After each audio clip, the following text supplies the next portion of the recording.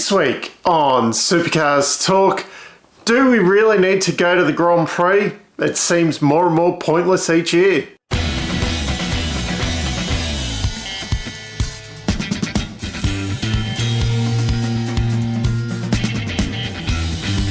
The big news this week is that Gary and Barry Rogers have sold their shares in Race, the consortium that owns Supercars, to Walcott LLC.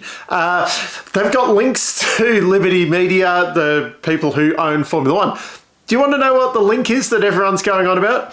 The guy who started this venture capitalist thing, Walcott, he previously owned a company that Liberty Media has purchased. That's the link. So there's no real link to Liberty Media or Formula One there.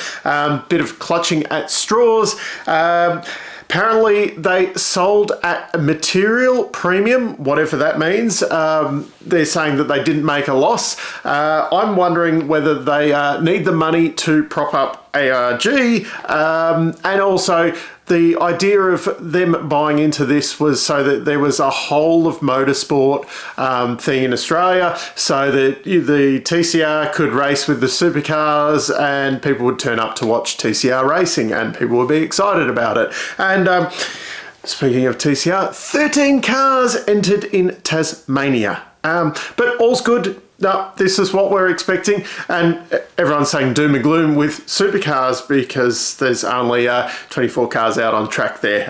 13, not many, and you've got other categories that are going or getting out of it. Anyway, now Supercars has got a new part owner. Whether that changes anything, there's some changes that need to be made, but whether it will actually change anything, watch this space. So there's been a lot of talk about format changes and little tweaks to rules and things like that over the last week. So I'll give you a bit of a quick summary, hopefully. No timed races this year in Perth, Darwin and Tasmania. They were supposed to be 60-minute timed races, a bit like what we get in Super 2 at the moment, but they've decided to do away with this stupid idea. Good call. The races will be scheduled amount of laps that will be about an hour long. So we're probably still going to see the same amount of racing, but you won't have that distraction of the time counting down in the corner of the screen. It will be an actual lap count like normal. This should keep everybody on the internet happy because we know how much people don't like time certain races. It really I don't think it would have gone down too well with the people who hate time certain races that we're only running to an hour. What I find interesting though, our sport is the only one I can really think of where we actually have a set amount of distance to cover. I suppose cycling's another one that's but kind of wheeled competition where like you go and watch the footy, you know that the quarters, I think they're quarters, are going to be half an hour. Could be wrong on this. It's down in the comments, correct me if I'm wrong. But yeah, if you go to watch AFL, you know that the game's going to be 2 hours of game time, and obviously they have their breaks in the middle, but you have a countdown clock going, so you have a certain amount of time. Whereas in our sport, it is a bit more, you've got to do this kind of distance. I didn't mind the idea of trying these timed races. We've given up on it already, but yeah, I don't think it would have added anything, so I'm not sad to see it go, but I also sometimes with things like this, it's maybe worth giving it a go to see how it actually plays out and then canning it rather than canning it before we even try it. Anyway, that's what's happened. There'll be no minimum fuel drop in Taupo or Topor. Got to get that saying right there. The pronunciation correct. I'm not very good at any of this. There will still be 2 pit stops in each race, but instead of having to put in the, say, 60, 80, 100 litres that we're quite used to at the moment, it will just be a minimum of 2 tyres at each of the stops. Hopefully this leads to a little bit more strategy between the different teams. once again, yet to be seen, but it will be interesting to see it tried because, yeah, the minimum fuel drop thing is a little bit of a... Now that we haven't got the Nissan and Merc and that in the series, so, yeah, it's a bit of a non-event kind of thing now, so that'll be interesting. The Darwin Triple Crown will now be awarded to the person who qualifies fastest on the Friday, but then there'll be a top 10 shootout on the Saturday for the Saturday race. Anyway, they'll be qualifying on the Friday for the Saturday race. If you're the fastest in that and then win the 2 races, you will be the Darwin Triple Crown winner. I think I'd prefer to... I think the original format was... I think originally it was 3 races, and if you won... And then when it went to 2 races for a period, it was if... Then that added in the top 10 shootout on the Sunday. So if you won the first race, top 10 shootout, second race, you were the Darwin Triple Crown winner. I think maybe rather than having a top 10 shootout on both days, maybe going back more to that format. But then it also is the person who kind of wins the Friday, wins the Saturday, wins the Sunday, gets the Darwin Triple Crown kind of thing. So I can see it, but yeah, it's one of those. It's a nice to win, but is it really going to make or break anyone's year if they don't get it or not? Sydney Motorsport Park will have the night race on the Saturday, but instead of like in previous years where the Sunday race then seems like a bit of a non-event after having the spectacularness of the Saturday race under lights, it will be a twilight race on the Sunday. So it will start earlier, but it will finish under lights. That should add to the spectacle of that. Plus it also gives teams a bit more time to prepare. Obviously having the late night Saturday, then having to run a normal kind of schedule on the Sunday. This will push the schedule back a bit on the Sunday, so it gives them a little bit more break in between their days, you know. Yeah, as much as the race teams or whatever, I know I've done long hours at work, and then you're trying to back up like a very late finish one night with a very early start the next day. It can be quite difficult. So yeah, all for that health and safety stuff. And finally, looks like the Sandown 500, well, the Sandown 500 has been moved a week forward this year as well because of horse racing at Caulfield on the same day as what was originally planned. So the Melbourne Race Club said we haven't got enough people to man both venues on the day, so they've moved the Sandown 500 forward a week.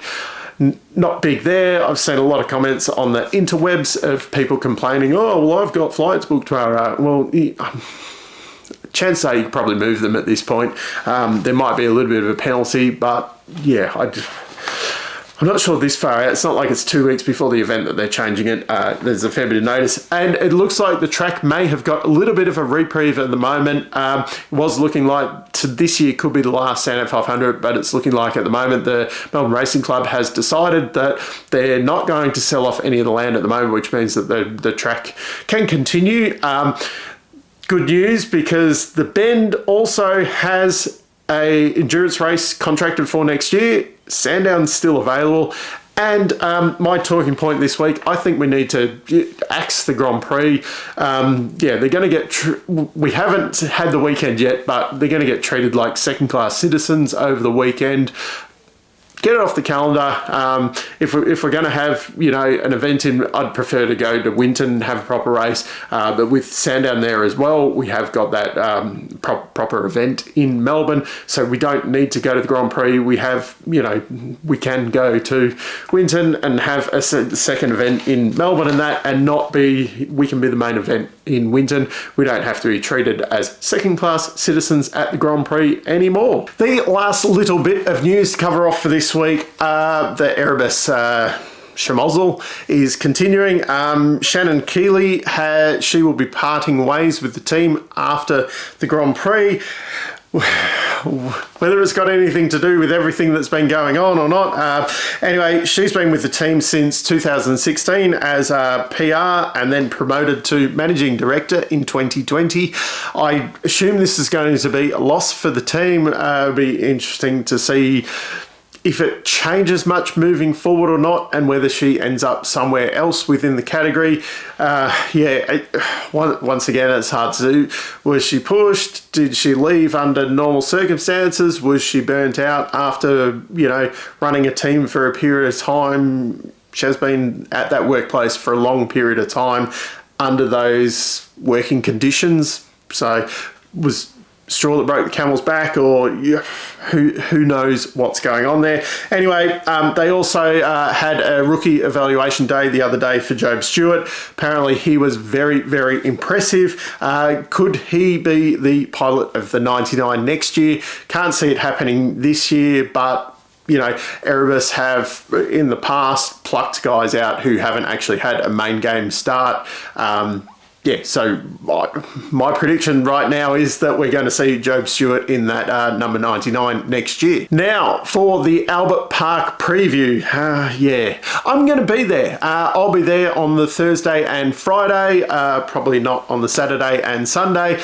Very disappointed there won't be pit access, but yeah, if you see me walking around on the grounds, yeah, come up and say hi, because probably in between sessions I won't have much to do because we're not allowed in the paddock to actually look at the cars and stuff. So yeah, I might actually watch some Porsches practice and race this year, because it's going to be a long day if you're just waiting for Supercars sessions and that's it. Anyway, also to add to the tale of woe with the Grand Prix, it looks like the races that were supposed to be 20 laps on the Thursday and Friday and then 15 laps on the Saturday and Sunday are now 19 laps and 14 laps respectively. A lap's not going to make a big difference, but it's just another nail in the coffin, like taking away more racing. The layout of the weekend, Thursday will be practice sessions and then 2 qualifying sessions for the Thursday and Friday races. Then obviously the race on Thursday afternoon. Friday will just be a race. Saturday we'll have 2 qualifying sessions for Saturday and Sunday, and then the race on Saturday and Sunday will just be one single race. Let's hope it's a dry weekend. Currently, when I checked the forecast, there's rain for Saturday. We are in Melbourne though, so the forecast can change hour to hour. Could be fine all weekend. But if there is rain and the race doesn't start, like if the rain starts falling during a race, they will have to red flag the race because there's no pits to come in and change the tyres. So it'll look like a 2-bit operation where they have to stop the race, change the tyres, and I'm sure with all the time certain and everything, that will cut all of the laps out of the race. And yeah, just another reason not to go to the Grand Prix anymore. It will be a soft tyre weekend though, so fingers crossed that we actually see some degradation over the races, and that spices things up a bit, that maybe some of the guys blow the tyres off the cars, and yeah, you've got them, because they can't even come in and change them, so you just got them wobbling around on the track. That's fingers crossed that there's a bit of strategy stuff. My prediction for the weekend though is we will have a bit of a repeat of Bathurst. The 888 Red Bull guys will Max Verstappen it and take off. Chaz Mostert will be the only one to kind of put up a fight to them. I think they're going to be too strong. I'm not expecting Groves or Tickford to do much this weekend. I think they're going to still be mired in the mid-pack. Then they will come back fighting later on, but traditionally those guys haven't been great at the Grand Prix. Not expecting that to really change this year. My dark horse for the weekend though is Andre Heimgartner. They've been there or thereabouts at the Grand Prix over the years, BJR, so I expect Andre, after a slightly disappointing Bathurst, to come back fighting. So down in the comments, let me know, do you think if we should axe the Grand Prix and not go back there ever again, or should we wait and see how we go over the weekend and then make a judgment call after that? No, I'd prefer to make the call now. This is the internet. Now, make a judgment before anything has actually happened. Anyway, yeah, I'll be there Thursday, Friday, so if you're there, come and say hi if you see me around the grounds. But until next time, I'm still Dave, and I'll catch you later.